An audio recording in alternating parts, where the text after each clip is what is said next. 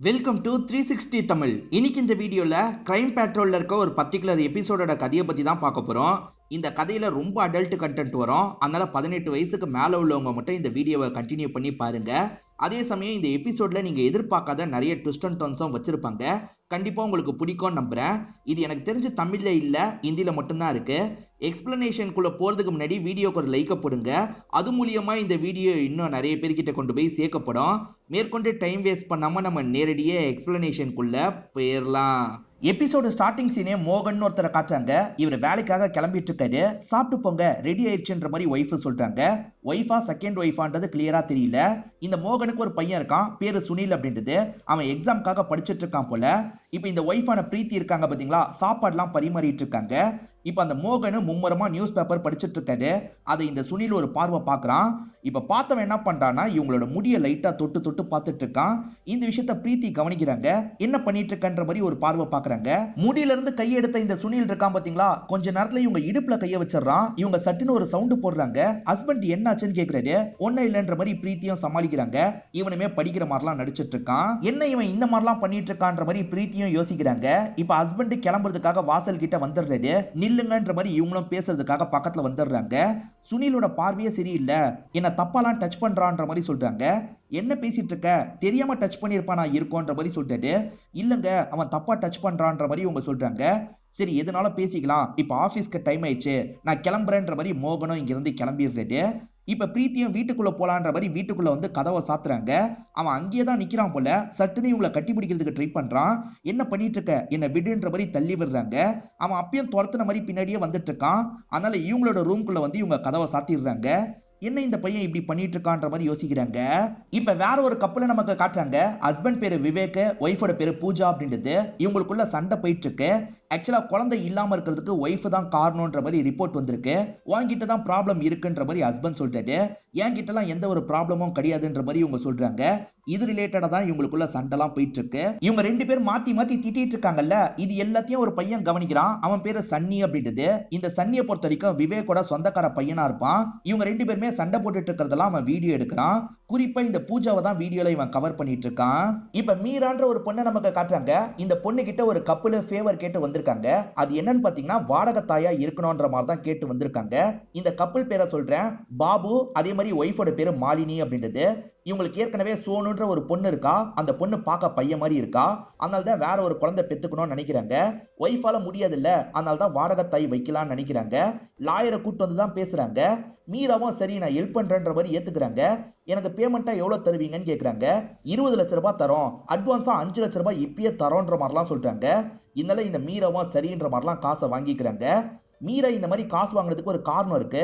மீராவோட அம்மாக்கு cancer problem இருக்கு, சீக்கிரமே ஆபரேஷன் பண்ணணும். அதுக்கு தான் 20 லட்சம் ரூபாய் தேவைப்பட்டிருக்கோம். அம்மா சீக்கிரமா காசு கிடைச்சிரும், உங்களை எப்படியாவது காப்பாத்திடுவேன்ற மாதிரிலாம் அம்மா கிட்ட சொல்றா. அம்மாவும் வாடகை தாயா மாறினதை நினைச்சு லைட்டா ஃபீல் பண்றாங்க. இப்ப வேற ஒரு ஃபேமிலியை நமக்கு காட்டுறாங்க. இந்த ஃபேமிலியில பெரியவரா இருக்கவர் இறந்து போயிருப்பாரு. அவருக்கு 2 பசங்க, அண்ணன் தம்பின்னு 2 பேர் இருக்காங்க. இவங்களை அண்ணன் தம்பினே சொல்றேன். இப்பதான் உயில படிக்கிறதுக்காக லாயர் வந்திருக்காரு. உயில படிக்க ஆரம்பிக்கிறாரு. ஆக்சுவலா வீட்டுல ஆண் வாரிசு இல்லைன்ற மாதிரி அப்பா ரொம்ப வருத்தப்பட்டிருப்பாரு. ஆண் வாரிசு வந்தாதான் சொத்து உங்களுக்கு கிடைக்கும், அது வரைக்கும் நிர்வாகம் மட்டும் நடக்கும், உங்களுக்கு அதுல இருந்து கொஞ்சோண்டு காசு தான் வரும், அந்த காசை நீங்க உரிமை கொண்டாட முடியாதுன்ற மாதிரி தான் எழுதி வச்சிருக்காரு. இத பாக்குற அண்ணன் தம்பி 2 பேருமே ஷாக் ஆயிடுறாங்க. தம்பி தான் ரொம்ப கோவப்படுறாரு. இதெல்லாம் என்ன, இதெல்லாம் என்னால ஏத்துக்க முடியாது, எனக்கு சில இடத்தை விற்கணும், அது மூலியமா பிசினஸ் பண்ணணும் அப்படின்ற மாதிரிலாம் சொல்லிட்டாரு. லாயர் இருக்கார்ல, வாரிசு கிடைக்கிற வரைக்கும் அதெல்லாம் பண்ண முடியாது, அப்படி நீங்க மீறி பண்ணீங்கன்னா உங்களுக்கு பிரச்சனை வரும் அப்படின்ற மாதிரிலாம் சொல்லிட்டாரு. அந்த கிழமை போகும்போது கூட என்ன மாதிரி காரியம் பண்ணி வச்சுட்டு போயிருக்கான் பாருன்ற மாதிரி தம்பியும் அண்ணனை பார்த்து சொல்லிட்டு இருக்காரு. அண்ணனும் தம்பிக்கு ஆறுதல்லாம் சொல்லிட்டாரு.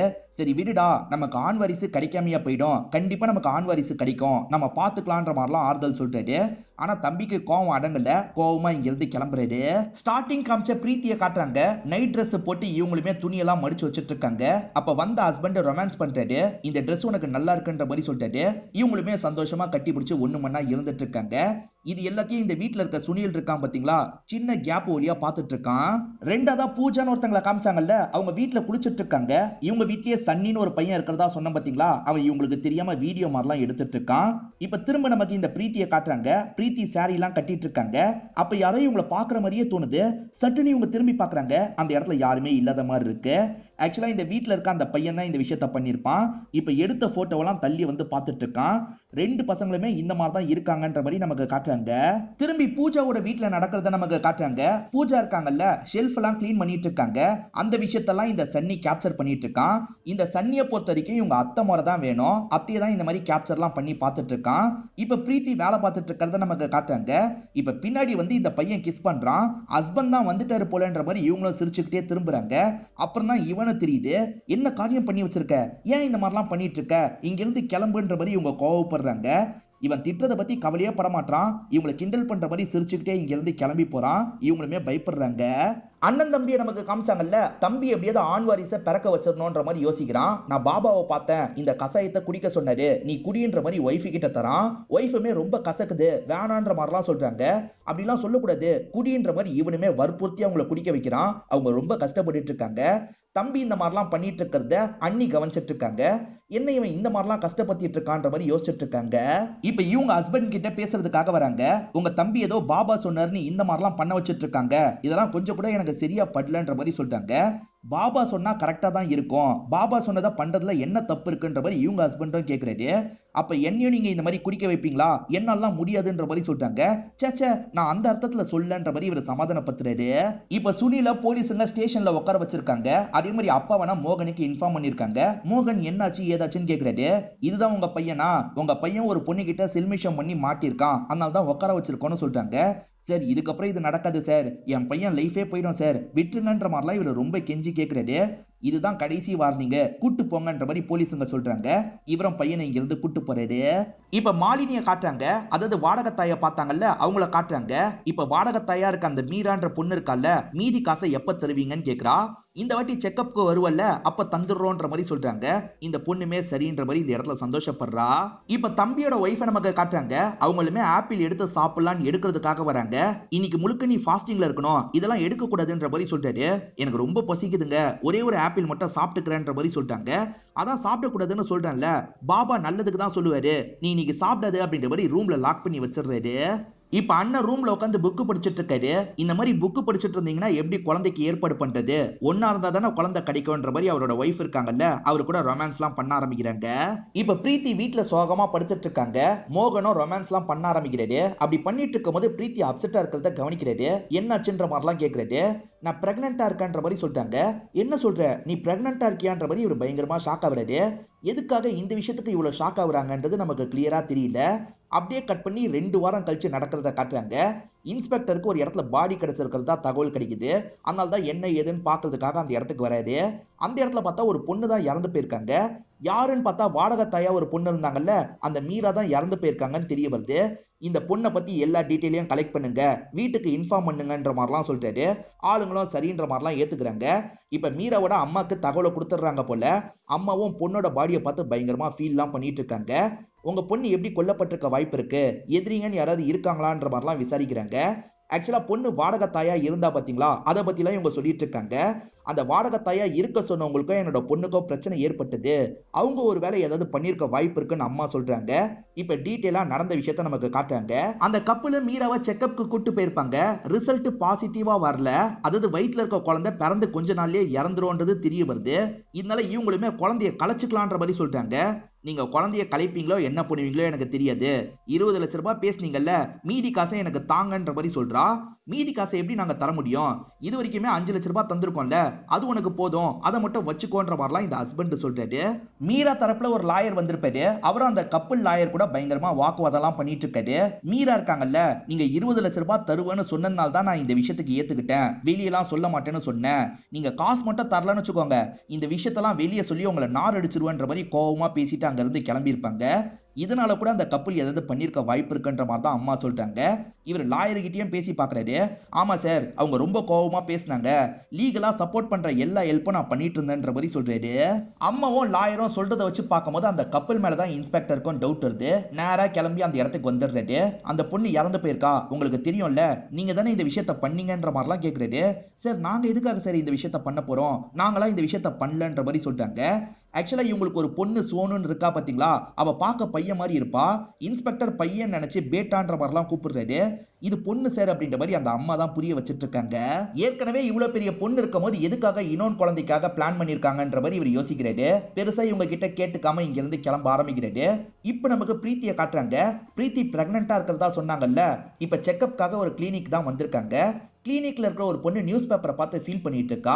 எதுக்கு ஃபீல் பண்ணிட்டு இருக்கன்ற மாதிரி அந்த பொண்ணு கிட்ட கேக்குறாங்க. மீரா இறந்து போனாங்க பாத்தீங்களா, அதை பத்தி தான் நியூஸ் பேப்பர்ல வந்திருக்கு. இந்த மீராவை போன வாட்டி செக்அப்க்கு வரும்போது நான் பார்த்து பேசினேன், இப்ப பாருங்க இறந்து போயிருக்கான்ற மாதிரி இந்த பொண்ணு பயங்கரமா ஃபீல் பண்ணிட்டு இருக்காங்க. இந்த பொண்ணோட பேரு கோமல் அப்படின்றது. இவங்களுமே பிரெக்னெண்டா தான் இருக்காங்க. அது மூலியமா இவங்க ரெண்டு பேருமே பேசி கொஞ்சம் ஃப்ரெண்டா மாறுறாங்க. மீராவோட பாடி கிடைச்சது பாத்தீங்களா, அதுக்கு பக்கத்துல சந்தேகப்படுற மாதிரி யாராவது போயிருக்காங்களான்ற மாதிரி சிசிடிவில செக் பண்றாங்க. அப்படி செக் பண்ணும்போது ஒரு ஷாக்கிங் விஷயம் உங்களுக்கு தெரியுது. அந்த வழியா பாபுவும் அவரோட பொண்ணு சோனுவும் போயிருக்காங்க. அந்த நேரம் வீட்ல இருந்ததா சொன்னாங்க, எதுக்காக வெளியே போனதா மறைச்சாங்கன்ற மாதிரி இவர் யோசிச்சுட்டு இருக்காரு. இப்ப லேடி அசிஸ்டன்ட் ஒரு தகவலை சொல்றாங்க. அது என்னன்னு பாத்தீங்கன்னா, அந்த பொண்ணு இறக்குறதுக்கு முன்னாடி கடைசியா ஹாஸ்பிட்டல்ல இருந்து தான் கிளம்பி இருக்கான்றது தெரிய வருது. நான் டீட்டெயிலா விசாரிச்சுட்டு வரேன்ற மாதிரி ஹாஸ்பிட்டலுக்கு வந்துடுறாங்க. அந்த பொண்ணு எப்ப போனான்ற மாதிரிலாம் விசாரணை பண்ணிட்டு இருக்காங்க. அங்க இருக்கிறவங்களும் சில டீட்டெயில் சொல்லிட்டு இருக்காங்க. அப்பன்னு பார்த்து கோமல் அப்படின்ற பொண்ணு இந்த இடத்துக்கு வந்துடுறா. ஆக்சுவலா கோமல் கிட்ட தானே ரொம்ப நேரம் அவங்க பேசினாங்க, ரொம்ப நேரம் என்கிட்ட நல்லா தான் பேசினாங்க, இந்த டைம் தான் கிளம்பி போனாங்கன்ற மாதிரி டீட்டெயில்லாம் சொல்றா. சரிம்மா நான் வரேன்ற மாதிரி இந்த லேடி அசிஸ்டன்ட் கிளம்புறாங்க. இவங்க கிளம்புற டைம் தான் இந்த இடத்துக்கு கரெக்டா பிரீத்தி வராங்க. போலீஸ்லாம் வந்திருக்காங்க. என்ன விஷயம்ன்ற மாதிரி கேக்குறாங்க. ஏற்கனவே மீரான்ற ஒரு பொண்ணு இறந்து போனதா சொன்னல, அவ எப்ப கிளம்பி போனான்னு விசாரிச்சாங்கன்ற மாதிரி கோமல் சொல்றாங்க. தம்பியோட ஒய்ஃபும் பெட்ல படுத்து தூங்குறதுக்காக வராங்க. ஆனா இந்த தம்பி இருக்கார்ல, நீ பெட்ல எல்லாம் படுக்க கூடாது, கொஞ்ச நாள் தரையில தான் படுக்கணும், பாபா சொல்லியிருக்காரு, இந்த வா படுன்ற மாதிரிலாம் சொல்றாரு. இவங்களுக்கு செம்ம கடுப்பா இருக்கு. இருந்தாலுமே அட்ஜஸ்ட் பண்ணி இவங்களுமே தரையில படுத்து தூங்க ஆரம்பிக்கிறாங்க. மீரா கொல்லப்பட்ட பகுதியில அந்த அப்பா பொண்ணு நடமாடி இருக்காங்கல்ல, அதனால அவங்க கிட்ட விசாரிக்கணும்ன்ற மாதிரி இன்ஸ்பெக்டர் யோசிச்சிருப்பாரு. இப்ப நேரா வீட்டுக்கு வந்து கேள்வி மேல கேள்வி கேட்கிறாரு. இப்ப இவங்களுமே ஒரு விஷயத்தை ரிவீல் பண்றாங்க. ஆக்சுவலா இவங்க பொண்ணு சோனு இருக்கா பாத்தீங்களா, லெஸ்பியனா மாறி இருப்பா. வேற ஒரு பொண்ணு கூட க்ளோஸாலாம் இருந்திருப்பா. அது பிடிக்காம தான் வேற ஒரு குழந்தை இவங்க பெத்துக்கலான்ற மாதிரிலாம் யோசிச்சிருப்பாங்க.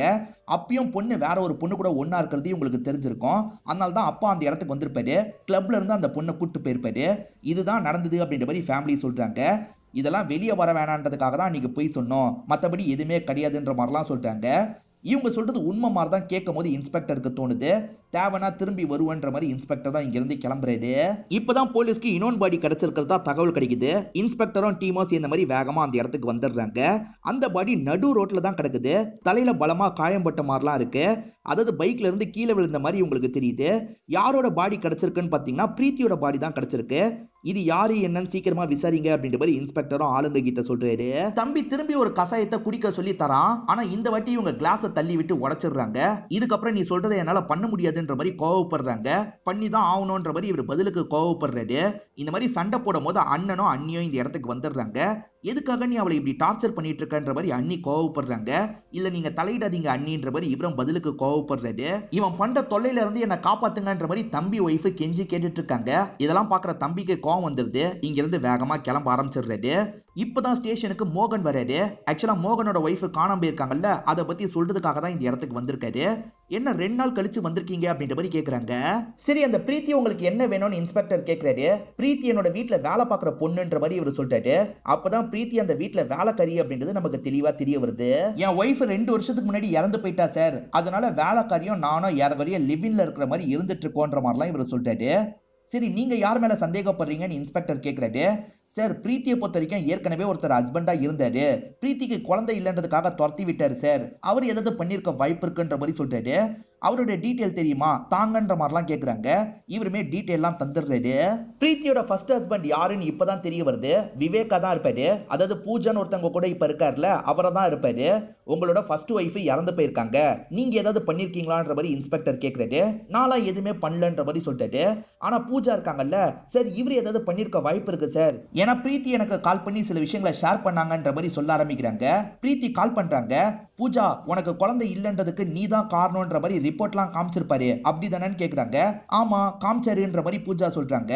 உண்மை என்ன தெரியுமா, அந்த ஆளுக்கு தான் ப்ராப்ளம் இருக்கு, அந்த ஆளு அவரோட ப்ராப்ளத்தை மறைக்கிறதுக்காக நம்ம மேல ப்ராப்ளம் இருக்கிற மாதிரி கொண்டு வந்துடுறது. ஏன்னா நான் இப்ப பிரெக்னெண்டா இருக்கேன், எனக்கு எந்த ஒரு பிரச்சனையும் இல்லைன்ற மாதிரிலாம் சொல்றாங்க. இதுக்கு என்ன சொல்றன்ற மாதிரி இன்ஸ்பெக்டர் கேக்குறாரு. ஆமா சார், இதெல்லாம் உண்மைதான், எனக்கு தான் ஆண்மை குறைபாடு இருக்கு, அதை வெளியே சொன்னா அசிங்கம் இல்ல, அதனால தான் வேற மாதிரி ஒய்ஃபுங்களை ஏமாத்திட்டு இருக்கான்ற மாதிரிலாம் சொல்லிட்டு இன்ஸ்பெக்டருமே கோவத்துல இவரை பிடிச்சு கத்திட்டு இருக்காரு. அப்ப இது எல்லாத்தையும் ஒரு பையன் மறைஞ்சிருந்து பார்த்துட்டு இருக்கிறது தெரியுது. இந்த வீட்டுல இருக்க சன்னி தான் மறைஞ்சிருந்து பார்த்துட்டு இருப்பான். யார் அந்த பையன், வெளியே வான்ற மாதிரி அந்த பையனை கூப்பிடுறாரு. அந்த பையனுமே வந்துடுறான். விவேக்கும் சொந்தக்கார பையன்ற மாதிரிலாம் சொல்லிட்டாரு. அந்த பையனை பத்திலாம் இவர் நிறைய டீடைல் கேட்கிறாரு. பிரீத்தி பிரெக்னண்டா இருக்காங்கன்றது உங்களுக்கு தெரிய வருது. அதே சமயம் பிரீத்தி ஹாஸ்பிட்டலை விட்டு கிளம்பும் போது தான் காணாம போயிருக்காங்கன்றது உங்களுக்கு தெரிய வருது. சரி, ஹஸ்பண்ட போய் பார்க்கலான்ற மாதிரி இன்ஸ்பெக்டர் சொல்லிட்டாரு. இப்ப மோகனை பார்க்கறதுக்காக வந்துடுறாங்க. ஏன் அவங்க ஹாஸ்பிட்டலுக்கு போகும்போது நீங்களும் கூட போக வேண்டியதுதானே அப்படின்ற மாதிரிலாம் கேட்குறாங்க. நான் வேலையில கொஞ்சம் பிஸியா இருந்தேன் சார், அதனால தான் கூட போல சார். ஆனா கண்டிப்பா விவேக் தான் ஏதோ பண்ணிருக்கான் சார், நான் வேற ஒரு விஷயத்த பார்த்தேன்னு சொல்ல ஆரம்பிக்கிறாரு. ஆக்சுவலா விவேக் இவர் இல்லாத சமயம் ஒய்ஃபு கிட்ட பேசுறதுக்காக வந்திருக்காரு. எனக்கு குழந்தை ரொம்ப முக்கியம், உனக்கு குழந்தை பிறந்துருச்சுன்னா அந்த குழந்தைய மட்டும் என்கிட்ட தந்துருன்னு கேட்கிறாரு. எந்த முகத்தை வச்சுட்டு என்கிட்ட குழந்தை கேட்குறீங்க, குழந்தை இல்லைன்னு வீட்டை விட்டு துரத்தி விட்டீங்கல்ல, குழந்தையெல்லாம் உங்ககிட்ட தர முடியாது, கிளம்புங்கன்ற மாதிரி திட்டி அனுப்பியிருப்பாங்க. அந்த கோவத்தை மனசுல வச்சு கூட அவன் இப்படி பண்ணிருக்க வாய்ப்பு இருக்குன்ற மாதிரி தான் சொல்லிட்டாரு. ஒய்ஃபை ஹாஸ்பிட்டலுக்கு கூட்டு போகாம இருந்திருக்காரு. குழந்தை பிறக்கிறதுல இவருக்கு பெருசா விருப்பம் இல்லை போல. முதல்ல இவர் குழந்தையான்னு செக் பண்ணோம், அதனால டிஎன்ஏ டெஸ்ட் எல்லாம் எடுத்து பாருங்கன்ற மாதிரி இன்ஸ்பெக்டர் சொல்லிட்டாரு. அதே மாதிரி அவர் சொன்னதை கன்ஃபார்ம் பண்றதுக்காக விவேக்கோட வீட்டுக்கு வந்துடுறாரு. நீ இந்த மாதிரி வீட்டுல போய் பேசினியான்னு கேட்கறாரு. ஆமா சார் பேசினேன், ஆனா அவன் இருக்கான்ல சார் என்கிட்ட வேற மாதிரி ஒரு விஷயத்த சொன்னான் அப்படின்ற மாதிரி இவருமே சொல்ல ஆரம்பிக்கிறாரு. மோகனும் விவேக்க கூப்பிட்டு பேசியிருப்பாரு. மோகன் பிரீத்தி கூட லிவின் மாதிரி தான் இருந்துட்டு இருக்காரு.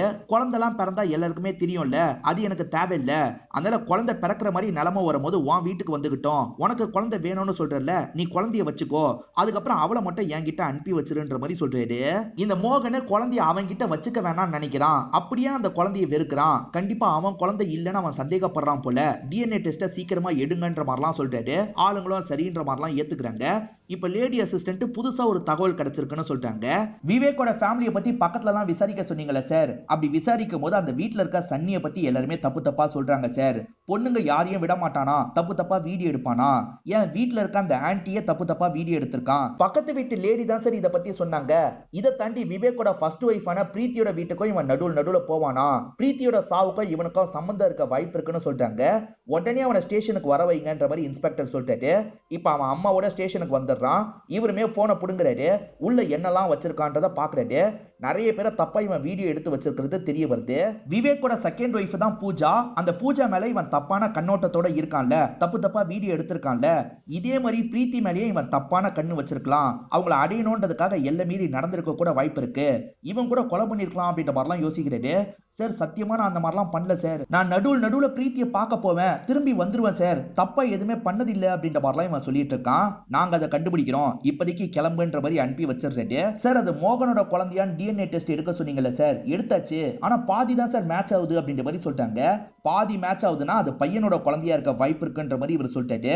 அப்ப உடனே அவன் வீட்டுல போய் விசாரணை பண்ணும் அப்படின்ற மாதிரி கிளம்பி வந்துடுறாரு. இப்ப மோகனை லாக் பண்ண மாதிரி நிறைய கேள்வி கேட்கிறாரு. இது உன் குழந்தை கிடையாது, உன் பையனோட குழந்தைன்றது எங்களுக்கு தெரிஞ்சிருச்சு, ஒழுங்கு மரியாதையை உண்மையை சொல்லுன்ற மாதிரிலாம் கேட்கிறாரு. சார் நான் எல்லாத்தையும் சொல்லிடுறேன் அப்படின்ற மாதிரி இவருமே சொல்ல ஆரம்பிக்கிறாரு. இவன் பொண்ணுங்க கிட்ட செல்மிஷம் பண்ணி போலீஸ் ஸ்டேஷனுக்கு போனா பாத்தீங்களா, அதை பத்திலாம் இவர் பிரீத்தி கிட்ட சொல்லிட்டு இருக்காரு. இதுக்கப்புறம் இந்த மாதிரிலாம் நடக்கக்கூடாது, பிரீத்தி இவனுக்கு ஓ மேலேயே ஒரு கண்ணு இருக்குல்ல, நீ இவன் கூட ஒன்னா இருந்துருன்ற மாதிரி சொல்லிட்டாரு. நீங்க என்னங்க பேசிட்டு இருக்கீங்க அப்படின்ற மாதிரி ஒய்ஃபு கோவப்படுறாங்க. புரிஞ்சுக்கோ பிரீத்தி, இவன் தப்பான காரியம் பண்ணி மாட்டிக்கிட்டா எனக்கு தான் பிரச்சனை, இந்த விஷயத்துல இவனுக்கு இருக்கிற ஆசைலாம் தீர்ந்துடணும், அதுக்கு நீ ஒன்னா இருக்கணும், புரிஞ்சுக்கோன்ற மாதிரிலாம் சொல்லிட்டாரு. அப்படி இல்லைன்னு வச்சுக்கோ உன் ஹஸ்பண்ட் கிட்டே நான் உன்னை துரத்தி விட்டுருவேன்ற மாதிரி சொல்லிட்டாரு. பிரீத்திக்கு இப்ப தங்குறதுக்கு ஒரு இடம் தேவை, அதனால இந்த விஷயத்த பண்ணலான்ற மாதிரி இவங்களுமே யோசிக்கிறாங்க. கடைசியில ஹஸ்பண்டை பார்த்து சரின்ற மாதிரி ஏத்துக்கிறாங்க. அப்படிதான் இவங்க ரெண்டு பேருமே ஒன்னாலாம் இருந்திருப்பாங்க. இதனால தான் பிரீத்தி பிரெக்னன்ட் ஆயிருப்பாங்க. நீலாம் ஒரு அப்பாவான்ற மாதிரி இன்ஸ்பெக்டர் பயங்கரமா திட்டிட்டு இருக்காரு. ஆக்சுவலா மீரான்னு ஒரு பொண்ணு இறந்தாங்கல்ல, அந்த மீராவை தெரியுமான்ற மாதிரி கேட்கிறாரு. அப்பா தெரியாதுன்னு சொல்லிட்டாரு. இல்ல நீ போய் சொல்ற, மீராவையும் நீ தான் ஏதோ பண்ணிருக்க, உன் ஒய்ஃப் பிரீத்தியும் நீ தான் ஏதோ பண்ணிருக்கன்ற மாதிரி சொல்லிட்டாரு. சத்தியமா நாங்க பண்ணலன்ற மாதிரி இவங்க ரெண்டு பேருமே சொல்லிட்டாங்க. அடிச்சு விசாரிங்கன்ற மாதிரி இன்ஸ்பெக்டர் அனுப்பி விடுறாரு. இது வரைக்கும் ரெண்டு பொண்ணுங்க இறந்து போயிருக்காங்கல்ல, போலீஸுங்க காமன் பாயிண்ட் ஏதாவது இருக்கான்ற மாதிரி தேடி பார்த்திருப்பாங்க. அப்பதான் ஒரு காமன் பாயிண்ட் உங்களுக்கு கிடைச்சிருக்கும். ஆக்சுவலா மீராவோட லாயரா ஒருத்தர் இருந்தாரு பாத்தீங்களா, அந்த லாயர் அந்த கிளினிக்கு பக்கத்துல 2 வாட்டியும் இருந்திருப்பாரு. போன் டவர் மூலியமா தான் இவங்க கண்டுபிடிச்சிருப்பாங்க. அவரை விசாரணை பண்ணலான்ற மாதிரி லாக் பண்ணி கூட்டு வந்துடுறாங்க. 2 பொண்ணுங்க காணாம போகும் போது நீங்க பக்கத்துல தான் இருந்திருக்கீங்க, அது எப்படின்ற மாதிரிலாம் கேக்குறாங்க. அதுக்காக என்ன கூட்டு வந்துருவீங்களா, நான் லாயரு, முதல்ல என்ன விடுங்கன்ற மாதிரிலாம் இவர் சொல்லிட்டாரு. ஆனா இன்ஸ்பெக்டர் ஆளுங்களை அடிக்க சொல்லிட்டாரு. ஆளுங்க அடிக்கவே இவருக்கு பயம் வந்துருது. ஆமா சார், நான் தான் இதை பண்ண சொல்லிடுறேன்ற மாதிரி சொல்லிட்டாரு. இப்பதான் சில விஷயங்களை ரிவீல் பண்றாங்க. இவர் அடிக்கடி அந்த கிளினிக் பக்கம் போவாரு. யாரையாவது டார்கெட் வச்சு தூக்கலான்ற மாதிரி பிளான்லாம் போடுவாரு. எப்படி தூக்குனாருன்றதை இந்த இடத்துல சொல்ல ஆரம்பிக்கிறாரு.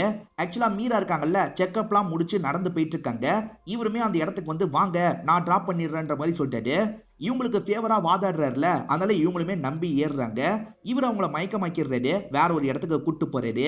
இதே மாதிரி தான் பிரீத்தியும் மயக்கமாக்கி நான் கூட்டு போனேன்ற மாதிரி சொல்லிட்டாரு.